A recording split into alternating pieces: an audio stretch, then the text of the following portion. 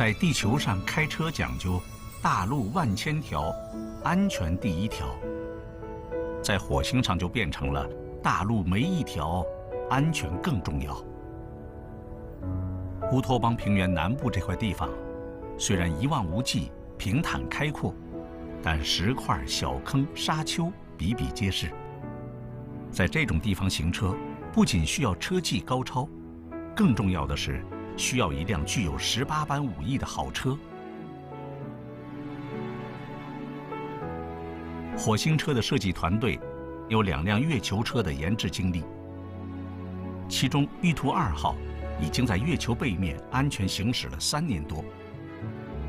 他们也为中国创下了同时有2个巡视器行驶在不同星球的记录。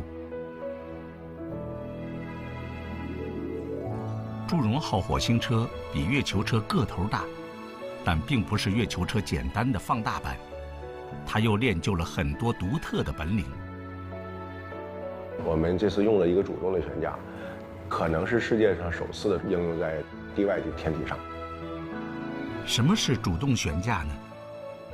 简单的说，就像圆规可以通过调整夹角改变2个角之间的跨度，火星车2侧连接车体和车轮的摇臂调整夹角，能够改变轮间距离和车体的离地高度，最高可以让车底盘的高度离地半米，最低的时候车肚子可以贴地。其实火星车就是趴着来到火星的，当时它窝在进入舱里，趴在着陆平台上，直到降落火面才站直腰身。可别小瞧这个趴着的姿势，关键时刻可能管上大用。比如说遇到6个车轮全都发生比较严重的沉陷的情况下，我们有一种的方法就是让这个车体挨地，把6个车轮一块儿提起来，然后再重新的落下。这时候呢，就解决轮子沉陷的问题。当然，我是不希望这种极端的情况真正的用的。在一个从未去过的地方，什么情况都有可能出现，何况是火星。美国机遇号火星车就曾经陷到沙堆里，用了1个多月才脱困成功。而好奇号火星车曾经发生车轮破损，这些问题都是需要祝融号在设计之初就要想办法应对的。我们现在这个主动悬架呢，还有让整个这个车体抬升。如果要是发生极端的情况，假设有一个车轮坏了的情况，我们还可以把左右侧各抬起一个车轮，接着走。抬着轮子走，火星车的设计师脑洞可真够大的。不过这还不算完，祝融号还会向小动物学习，比如毛毛虫和大闸蟹。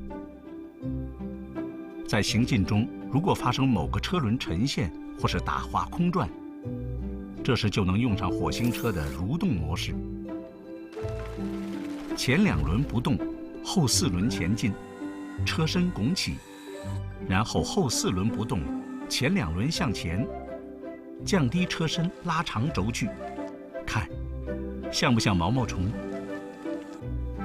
至于大闸蟹嘛，它的特点就是横着走。火星车是6轮驱动，而且6个车轮都能转向。比如它来到一个特别大的石块面前，不用拐弯，只需要把车轮拧到同一个方向，就可以横着走，这叫楔形功能。但其实这种遇到大石块的情况基本不存在，它是会提前绕开的。那什么情况下会用到呢？是爬坡。生活中我们有这样的经验，一个陡坡直着往上走很费力，但如果斜着上就会比较好走。以前有一篇课文讲的就是泰山的挑夫走之字形上山的故事。如果要是我们的越野车直接冲一个30度的坡，这个前轮把土壤破坏了，后轮和土壤之间的这种获得这种的驱动力的能力啊就会降低。我们这个楔形呢就可以让这个爬坡的时候6道车辙斜着坡上去，自然就都是接触新鲜的土壤，所以它爬坡的能力就会更强。实际上是转到了合适的转向轮的一个角度之后，6道平行的车轮沿着这个坡道往上走，这个附着率就很好了。从地面实验结果上看的话，30度坡我们也能爬上去。来源于劳动人民的智慧，运用到了2亿公里外的火星车上。虽然眼下走在平缓的开阔地上，说不定某天遇到了山坡，祝融号就真的会使用出蟹行的绝技。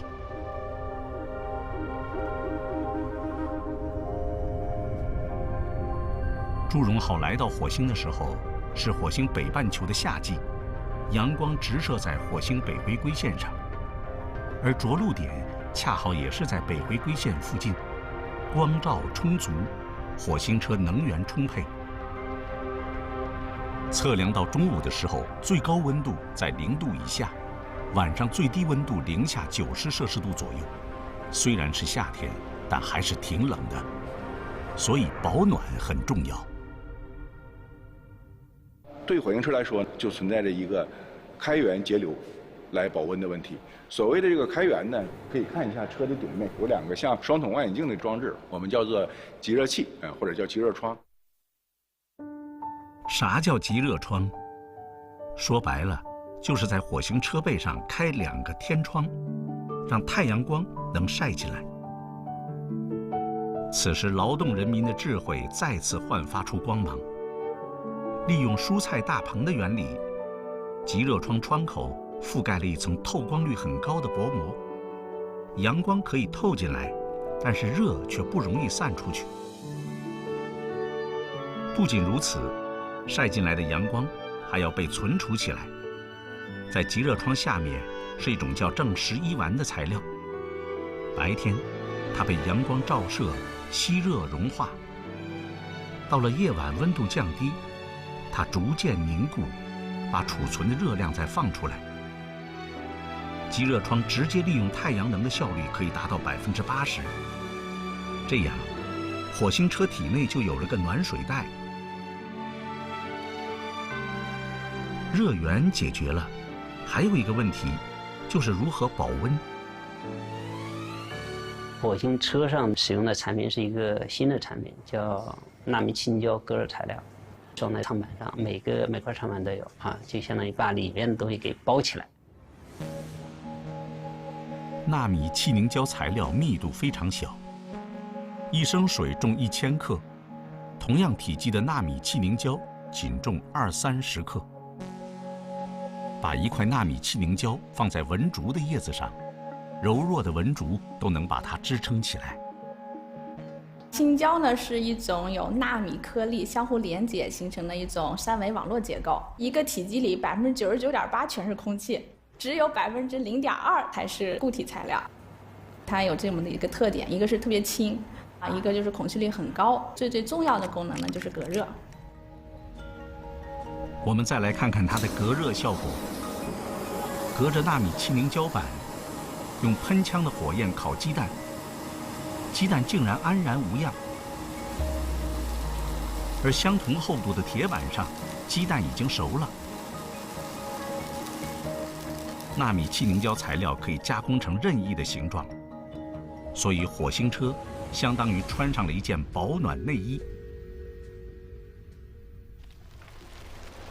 老话说，饱拿干粮热带衣。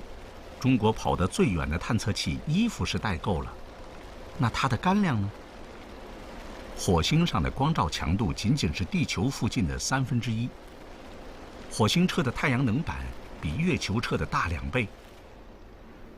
但是火星有大气，有大气就会有风，有风，空气里就会有尘土，有尘土就会落到太阳能板上，土落多了就会影响发电。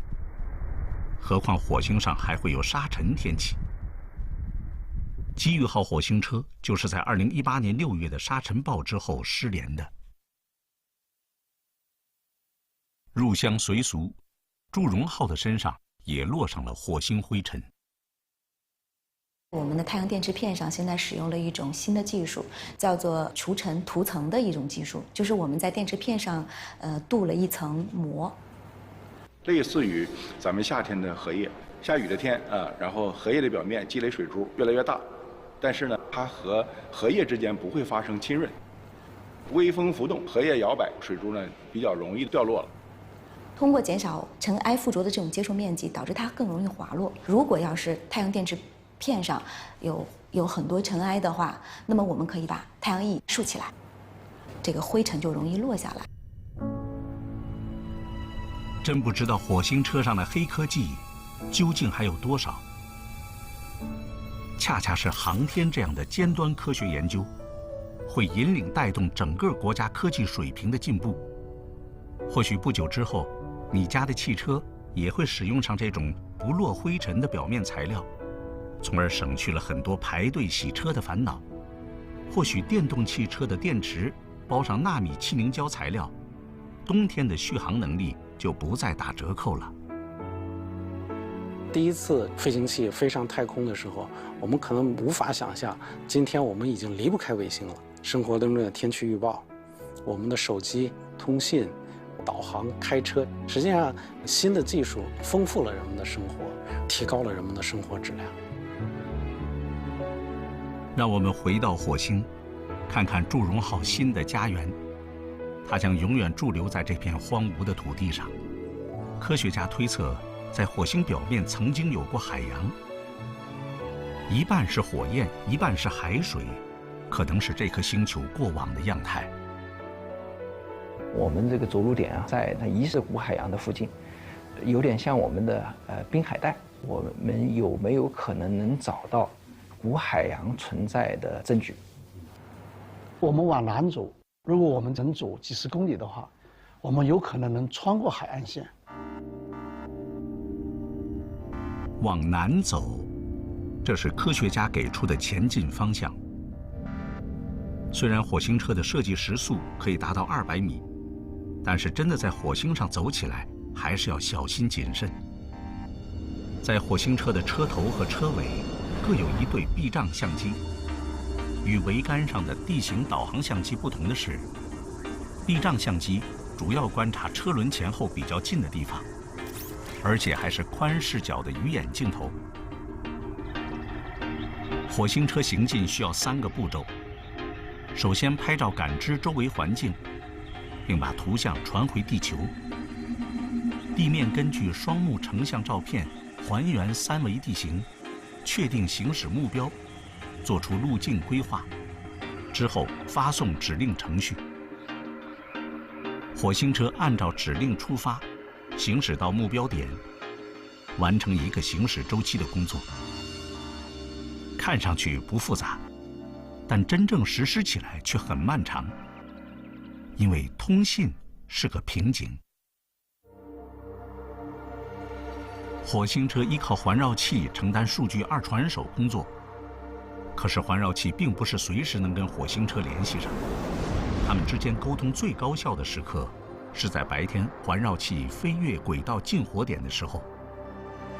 此时，环绕器向火星车传达地球发出的指令。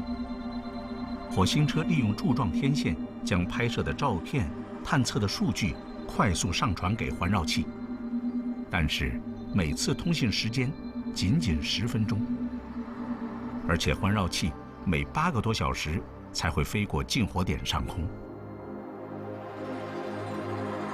随着火星自转到夜晚，火星车头顶的天空对应的是环绕器的远火弧段。它还有一次利用 X 频段小郭天线的窗口。小郭天线瞄准近万公里外的环绕器，发送数据。这样算下来，地面与火星车之间的沟通，只能抓住每天这宝贵的2次机会。不过没关系，火星车有一个聪明的头脑，设计师们给它设定了2种行驶模式：盲走模式和自主规划模式。所谓盲走，就是地面已经规划好路线，火星车闭着眼走都行。第2种自主规划移动方式，火星车它就是睁着眼睛走路了，它基本上是在每行走1米左右距离的时候，利用它的避障相机拍一下它行走方向上的地形。火星车把拍到的图像迅速进行网格化处理，然后开始路径规划。它会同时选出15条路。根据这15条路径，我们每条都去算，这条路径通过率是多少，把15条路径的评价指标求出来，最大的那个我认为是可以通过的。从采集图像到输出这个路径规划，大概在60秒左右，1分钟左右。这样一来，火星车行走的效率就提高了很多。每次他拍照传回来之后，驾驶团队帮他规划出一条路线，然后再给他指定一个目的地。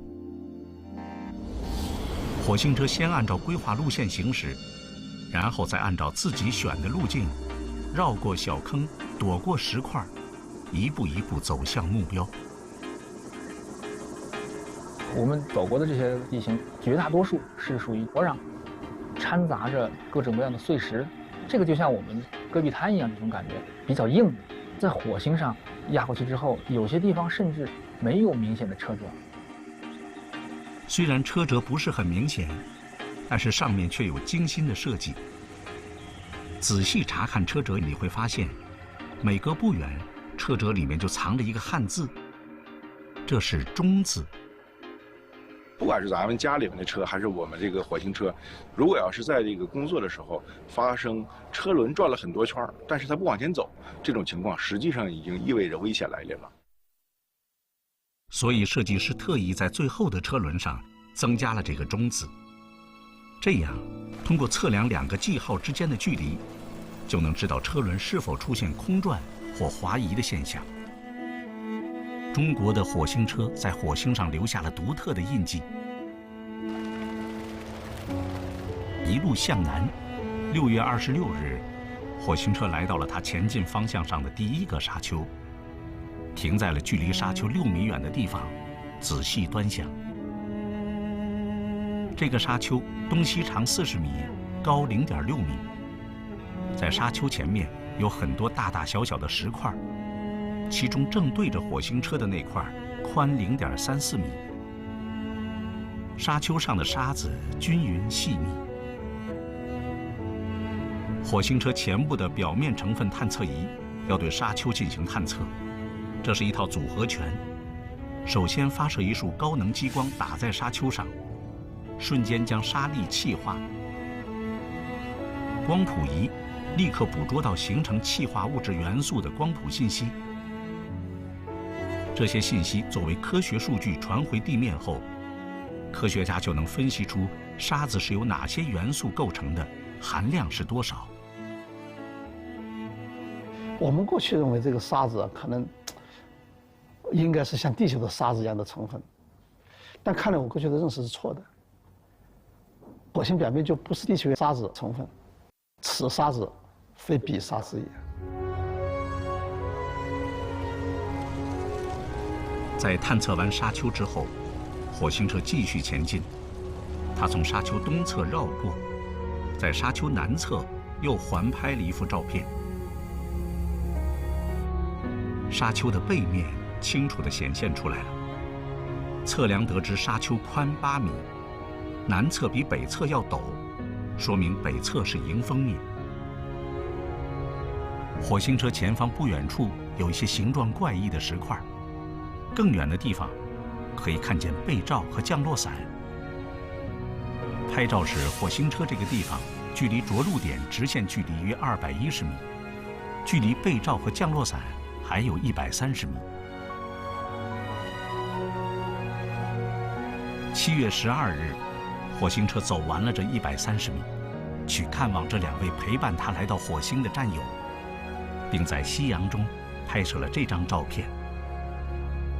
照片中原本银白色的背罩已经变得黝黑，这是经过了烈焰的锤炼，是他英勇挑战火星大气的证明。如今他和降落伞完成使命，静静地睡在火星表面，成为一座见证人类火星探索历史的丰碑。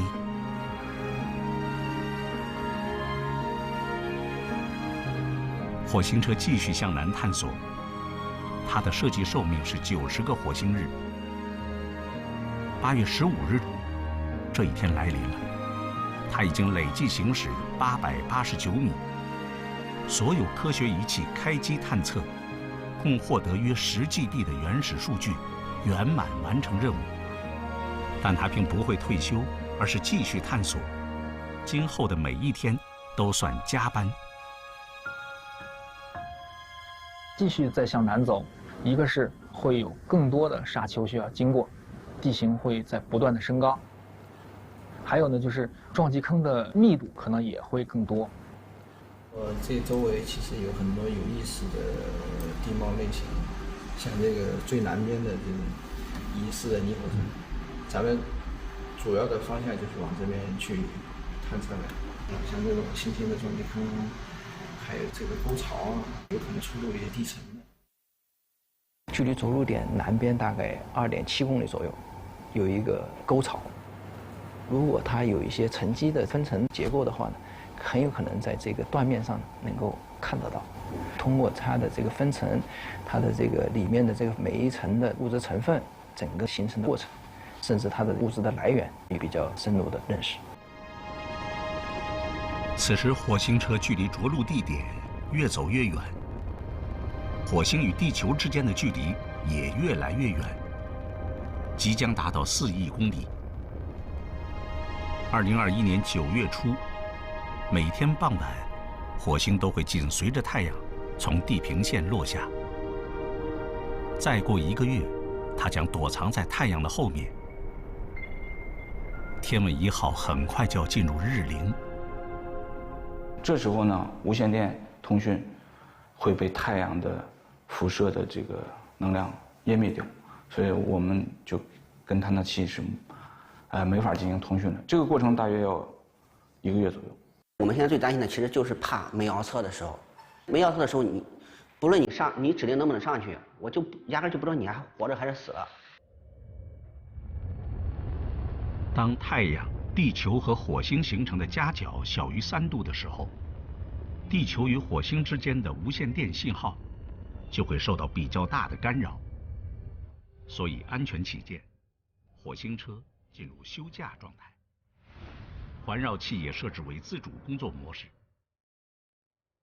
虽然探测器可以休假了，但是地面测控系统却一刻没有间断对探测器的跟踪。佳木斯、喀什、阿根廷3个升空站接力通信。西安卫星测控中心、北京航天飞控中心研判探测器的应答信息。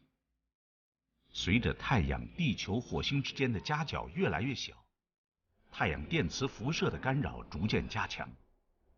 体现在下行信号上面呢，实际上就是看到这个信号噪声增大，那么信号的乌码增大，这是一开始。后来呢，更恶劣的时候呢，就是出现这个天线无法锁定信号，这个时候就是完全无法获得这个下传信息了。深空天线从嘈杂的电磁波中仔细搜寻分辨天问1号的信号。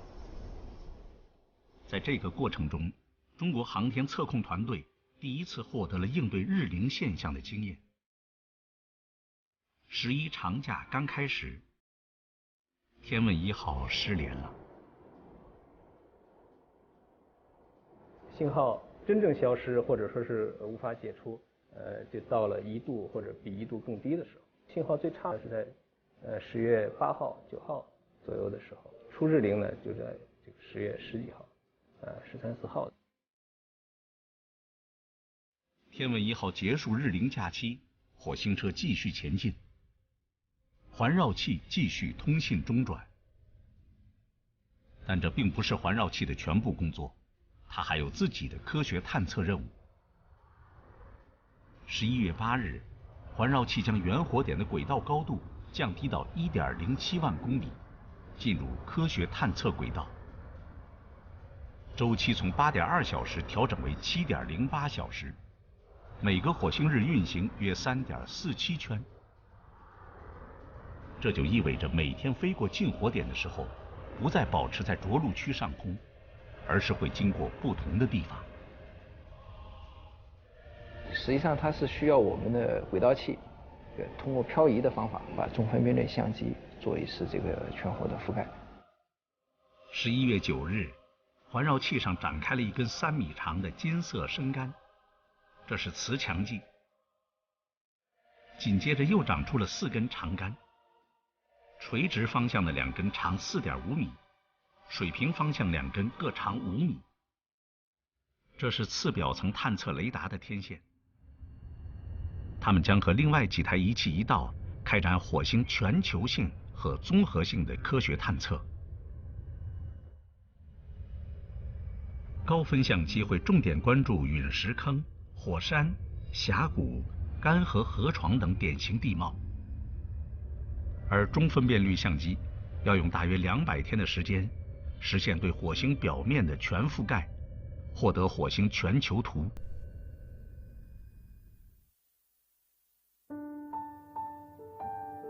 天问1号总是惊喜不断。2022年的第1天，一张环绕器的自拍照传遍世界。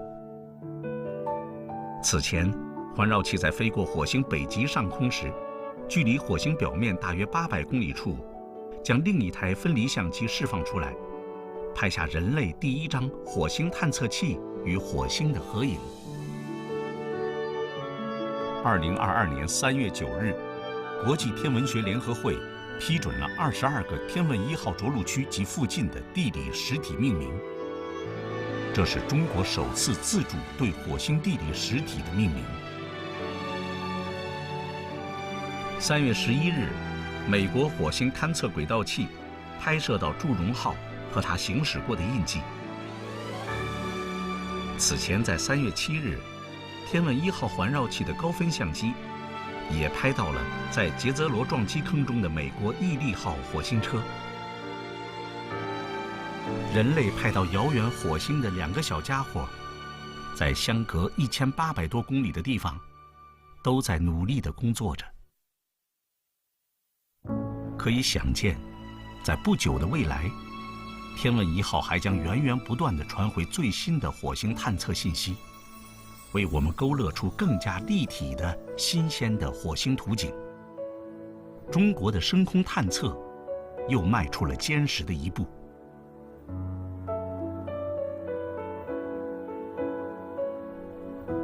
茫茫宇宙，浩瀚太空，还有着数不尽的未知等待着我们去求索。人类拓展视野的步伐永远不会停歇。记录这一步步成就的历史记忆，也将永远是未完待续。